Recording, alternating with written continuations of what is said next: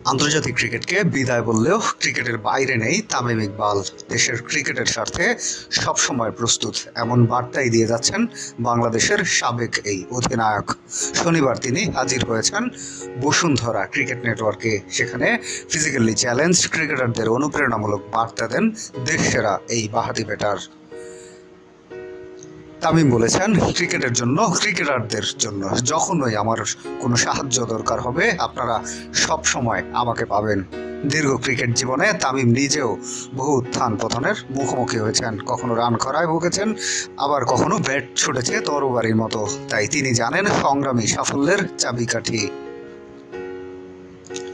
লিটন শান্ত কিংবা মুস্তাফিজ অনেকেই তার সময়ে আন্তর্জাতিক ক্রিকেটে পা রেখেছেন, তবে এখনও নিজেদের জায়গা স্থায়ী করতে লড়াই চালিয়ে যাচ্ছেন তারা। 2007 থেকে 2023 16 বছরের ক্যারিয়ারে তামিম খেলেছেন 70 টেস্ট, 243 ওয়ানডে ও 78টি টি-20। আন্তর্জাতিক ক্রিকেটে 15,000-এর বেশি রান, 25 সেঞ্চুরি আর 94 ফিফটিতে সমৃদ্ধ করেছেন বাংলাদেশকে। এবছরের জানুয়ারিতে আন্তর্জাতিক ক্রিকেটকে বিদায় বললেও মাঠকে বিদায় জানাননি তামিম। ডিপিএল খেলার পর সেপ্টেম্বরে হতে যাওয়া এনসিএল টি-20তেও দেখা যাবে তাকে। আন্তর্জাতিক ক্যারিয়ার শেষ হলেও ক্রিকেটের জন্য সবসময় পাশে থাকার অঙ্গীকারই যেন তামিম ইকবালের নতুন পরিচয়।